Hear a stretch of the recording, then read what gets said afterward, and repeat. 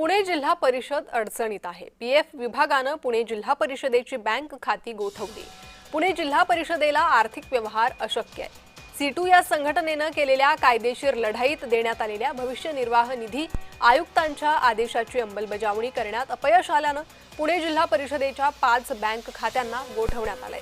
अंगणवाडी कर्मचाऱ्यांची 10 अब्ज 84 कोटी 13.5 लाख रुपये 2 मे पर्यंत अदा करण्याचे आदेश पुणे जिल्हा परिषदेला देण्यात आले होते। तसे न झाल्याने बँक खाती गोठवण्याची कारवाई करण्यात आली। यामुळे पुणे जिल्हा परिषदेला बँक खाती खुली झाल्याशिवाय कोणतेही आर्थिक व्यवहार करता येणार नाहीत।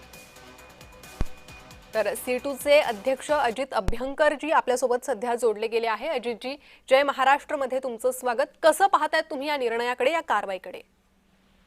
हा निर्णय जो आहे प्रॉव्हिडंट फंड अधिकाऱ्यांनी घेतलेला तो 2 मार्चला 2 मार्च म्हणजे आता 2 महिन्यापूर्वी जी ऑर्डर दिली त्या ऑर्डरचा हा परिणाम आहे।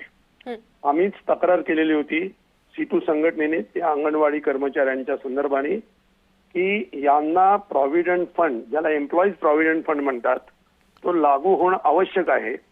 परंतु सरकारची भूमिका अशी आहे की या मुळात कर्मचारीच नाहीत, कारण आम्ही यांना मानधन देतो, यांना वेतन मिळतच नाही, इथपासूनच त्यांची सुरुवात आहे। त्यांना सरकारी कर्मचारी म्हणून कुठलाही दर्जा नाही, त्यांना त्याच्यासाठी म्हणजे पेन्शन म्हणा किंवा सरकारच्या वैद्यकीय सेवा, सामाजिक सुरक्षा कुठल्याच काहीच नाही, वेतन श्रेणी नाही। आणि त्यांना सरकार तर नेमते आणि सरकारने नेमलेत म्हणून त्यांना बाहेरचा म्हणजे एम्प्लॉईज प्रॉव्हिडंट फंड म्हणतो तो पण देत नाही, कारण ते सरकारने नेमलेत। अशा कात्रीमध्ये या कर्मचाऱ्यांना पकडलेलं आहे। म्हणजे ते अंगणवाडी असतील, आशा असतील, योजना कर्मचारी म्हणजे शालेय पोषण असतील, अर्धवेळ परिचारक असतील, सगळे।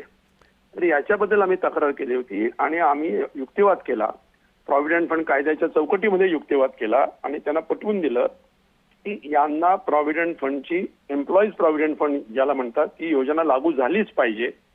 आणि अमित वशिष्ठ जे इथले प्रादेशिक भविष्य निर्वाह निधी आयुक्त आहेत त्यांनी आमचा युक्तिवाद मान्य केला। जिल्हा परिषदेला त्यांचं म्हणणं मांडण्याची भरपूर संधी दिली, ते आले, त्यांनी मांडलं, परंतु ते अतिशय काय म्हणतात निराधार होतं। त्यांनी आमच्या बाजूने निकाल दिला आणि 2 महिन्यामध्ये या जिल्हा परिषदेने त्याची काहीही कारवाई केली नाही। त्यांना काही 2 पैसे सुद्धा त्यांना कोणाला दिले नाही। त्याच्यासाठी ज्या काय आवश्यक त्यांच्या ऑर्डरमध्ये ज्या गोष्टी होत्या त्या पण त्यांनी एकही पूर्ण केली नाही। म्हणून शेवटी बँक खाती गोठलेली आहेत। अत्यंत दुर्दैवी गोष्ट आहे, परंतु सरकार इतकं निगरगट्ट आहे आणि या सगळ्या जिल्हा परिषदांमध्ये सगळ्या योजना कर्मचाऱ्यांना आता याच्यामुळे प्रॉव्हिडंट फंड त्यांना द्यावा लागणार आहे। ही फक्त सुरुवात आहे। जी, अजित जी, खूप धन्यवाद या सविस्तर प्रतिक्रियेसाठी।